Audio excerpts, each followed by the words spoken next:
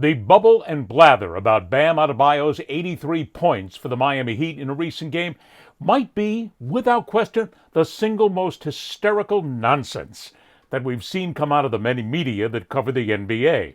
Because right after it happened, all you heard was from local media, sports talk show hosts, ESPN, Fox hosts, all upset about how it was a terrible thing for basketball, how it wasn't really earned, how Bam Adebayo basically just took example and just took advantage of what was given him and basically created a number that was artificial. Oh, it was hysterical watching everybody's head simply explode over this, when in the end, they all missed what really is going on here and what the issue is. First of all, let's make it very clear. Bam Adebayo did not break a record. There are a number of people who are saying that he set a record. He broke a record. He set or broke nothing. Wilt Chamberlain still has the record at 100 points in a game. Bam is second. When you're second, you don't break a record. Yes, he basically exceeded the number that Kobe Bryant had, but he didn't set a record. He might have set a team mark, but there is no record here to be broken. That's number one. Secondly, this is really not anything that we should get that excited about because it was inflated. This was created by the Miami Heat, by Eric Spoelstra. Spoelstra and the Heat are usually a coach in a franchise that is very well respected. But they saw an opening here. And they saw an opening and they took it against a weak team, which means in essence, they fixed the outcome of the game. Oh, wait a minute now. I can already hear everybody getting all upset and going, wait a minute, are you actually going there? Yes, he is. But let's get down to the point right here that this was inflated. This was a joke. I mean, big deal. Adebayo gets 83 points in a game against a weak sister franchise in Washington. Basically, they just rolled up the score. I mean, every time this happens in any other sport, well, certainly in college sports, we have people saying, how dare you do that? That's not the sportsmanship of the game. You shouldn't be running up the score. It's what they did. They did it for no other reason than just to create an instance and a media night, if you will, a marketing ploy, if you will. Let's also not forget that this was a concentrated effort to create an event. Once Spoelstra saw it, let's go ahead and go with it. Feed him the ball, feed him the ball, feed him the ball, feed him the ball. Yeah, the fans just loved it in attendance because the numbers kept going up. But let's look at a couple of other things here that made this an actual joke. Bam got a lot of his points on free throws. Really? That's competitive? That's a game? That happened at the end of the game where there were nothing more than deliberate fouls, which I'll get to in a couple of moments here. But he was basically put on the line, and it kept rolling up the score and rolling up the score and rolling up the score. When Adebayo shouldn't even have been in the game at that point. The game was decided. But it's artificial because not only from the free throws, but then again, Bam got 3-pointers. 3-pointers are cheap shots. Look, just about everybody in the NBA these days can make a 3-pointer blindfolded, standing on one leg, and basically jumping off a chair. If you're going to play in the NBA, you've got to be able to make a 3-pointer, and the 3-pointers are easy. Hey, look, you know how easy 3-pointers are? I can make them. Yes, granted, I'm not doing them while I have somebody in my face. But when I go out to the basketball courts near my house, I'm popping threes with ease. And when it comes to basketball, I suck. It was never my sport. Football, baseball, and hockey were my sports. But basketball, wasn't that good at it, but even I can drain them. They're simple shots to make. They're gimmies in so many ways. It has changed the game and made the game less than it could be. Now, I'll get to that in a moment, but let's get down to something else. I mentioned the word fix. The Miami Heat, head coach Eric Spoelstra, fixed this game. Now, stop. I can hear it right now. Everybody's going, wait a minute, Ed, are you saying that there was gambling involved here? Why not? Right now, we live in an era where we are more concerned about the effects of gambling on sports than we ever have been before. Games are being fixed. It's been proven. And it's easy to do it in college basketball and in pro basketball. It's easy to do it also in baseball, as we're learning. But one of the biggest issues in sports right now is the opportunity to fix the outcomes of games. The Miami Heat fixed the outcome of this game. With the game being over, with the game being basically in the bag, they kept Bam in there to go ahead and set a record. Now look, I'm not saying I have any great knowledge of any of this, but what happens if there was a bet that night? What happens if somewhere there was a wager, it's not on the books anywhere, that said that Adebayo would score over 70 points? Maybe there were thousands, tens of thousands, hundreds of thousands of dollars on it. And I'm not saying that that is the case. I'm not saying there's any facts whatsoever to say that that happened. I'm posing a possible. The Heat fixed the game because they kept putting the ball in the hands of a guy in order for him to take a shot at an NBA record, which he failed to do. So while we're all higgledy-piggledy, all upset about what can happen in fixing games, let's look at this as what it could be. This could be a fix. Now, Miami Heat are going to say, of course, it's not the case. The NBA and the Heat are going to say there's no evidence and Berliner's crazy. Well, I may be crazy, but I'm not stupid. And I can see what goes on in front of my eyes. Because games are fixed every single day in almost every single sport. And it's getting easier to do. And players are now involved in it. And again, I'm not saying that Bam was involved in anything. I simply just believe he's a hell of a basketball player who was given the opportunity to score a lot of points. That's his job. He did exactly what his job says he should be doing. So he could not have been involved in this at all. Hey, play and score? Sure, I'll go ahead and do it. Despite the fact it was made for him to do that. The Heat need to be ashamed of themselves. Spoelstra should be ashamed of himself. Pat Riley should be ashamed of what his franchise got involved in.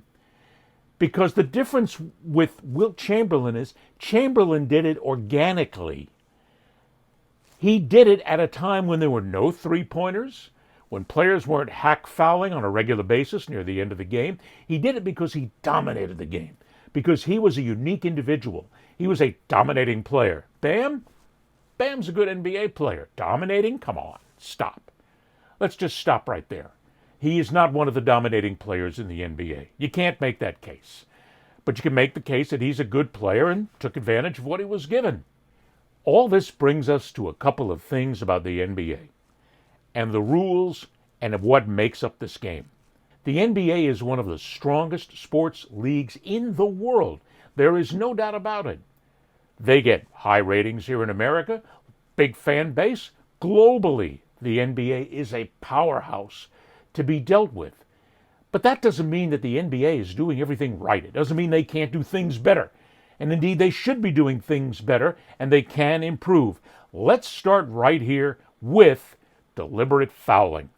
This deliberate fouling at the end of a basketball game is one of the most boring snooze fests that there possibly could be. Do fans really enjoy it? Do you really like to sit there having paid a ridiculous amount of money to sit in those seats, or to sit at home and watch guys hack, foul, just to send guys to the line? Is that what you want in a competitive game? Of course you don't. You want to see play. You want to see the players going at each other. And this goes for the WNBA too. But it's mostly in the NBA. It's not how basketball should be played. So I have a suggestion. No more deliberate fouls in the last 2 minutes of a game. None. Can't do it. If a player commits an intentional foul, and come on, we all can pick out an intentional foul. And here, I'll bring another element into this as well. Put that at the discretion of the referees. Oh boy, give the refs a little more power. If they discern that a foul is deliberate, they call it. Now, the player who's fouled goes to the line, gets 3 free throws, and the player who committed the deliberate foul is ejected for the final parts of the game. Whatever's left in that final 2 minutes, player takes a seat. So you're missing a great player, or maybe just a lump you want to get out of there, a hacker, and you're then putting somebody up there for 3 points and not for 2. It means there will be less deliberate fouling and less reason to do it, because now it's no big deal. 2 points, okay, we can get 2 back. 3, you can even get 3 back with a 3-pointer. But there has to be consequences to this. And if you do that, you're going to get fewer deliberate fouls, you're going to get more actual play, you're going to get more offense and defense, and you're not going to get this boring to the line, to the line, to the line, to the line, which is just completely dull. The three-point shot. As I said earlier, the three-point shot has become one of the easiest things in professional sports. I mean, seriously, blindfold the players, put them there. They'll make the majority of the three-pointers. So, we take the three-point line from the outset. Now, you can't do this on the sidelines, of course, because there's not enough room. But you take it from the back end towards half court, 2 feet. Add 2 feet to it. Simple. Make it more difficult. I mean, there are even some people I've heard many years who have floated a 4-point line, maybe having something that's even farther out that could count for 4. That's not going to happen, and I think that's a gimmick. But the three-point line, the three-point play is a gimmick. The three-point line's a gimmick. So at that point, take it, make it a real gimmick. Put it back 2 feet. Make it tough. Make it difficult. You know what that'll do? That'll mean more players have to drive inside. We'll get to see more offense and defense in the paint. We'll get to see more of what makes NBA and basketball really great, is that competitive effort to play offense and defense. 3-point, there's no defense to play there. You just basically let him take it. If he takes it and makes it, okay, we'll just move on. We'll score our threes. But make the three-pointer more difficult, and that will change the game. It will make the game better. And now, I'll give you my final suggestion here. This is one I love. There is nothing more thrilling in professional sports than the overtime played in the National Hockey League. It goes from a 5-on-5, or 6-on-6 if you will, to a 3-on-3, 5 minutes.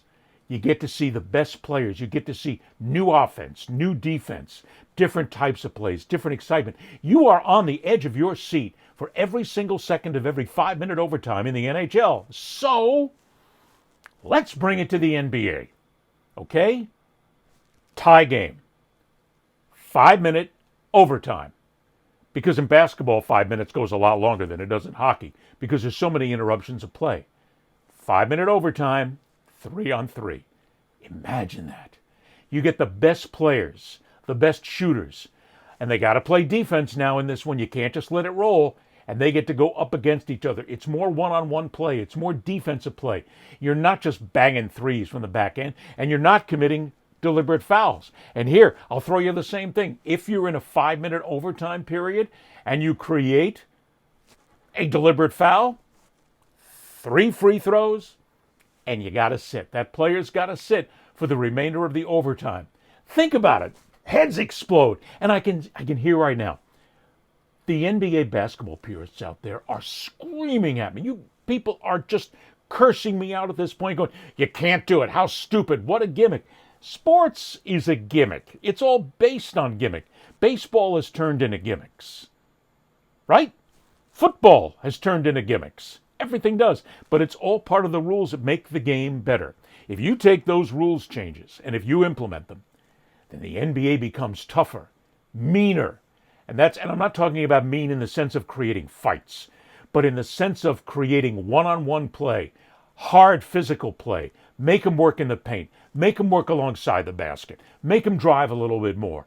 Get it more exciting. And stop with all this snoring at the end of the game. And guess what? This will also take out all of these made-up trying to get a player a record, like the Miami Heat did with Bam Adebayo. See, that's the problem. People involved in this, and the real basketball purists, are missing everything I've just said, especially when I talk about the fix being in, because they're too close to the game. I'm not a big basketball fan. I know the game inside and out, but I'm not a huge fan. I'm more of a hockey fan than I am anything else. But I can still tell you, the game needs improvement. The game is growing. The game is the NBA, as I said, one of the most powerful sports leagues in the world, probably right below the NFL. They've got that kind of power. So make the game more interesting. Stop making people think about a possible fix being in, which is exactly what this was. Change that damn 3-point line.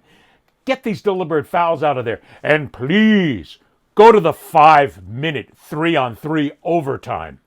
Because that's something that everybody is going to stay for. That's really great basketball.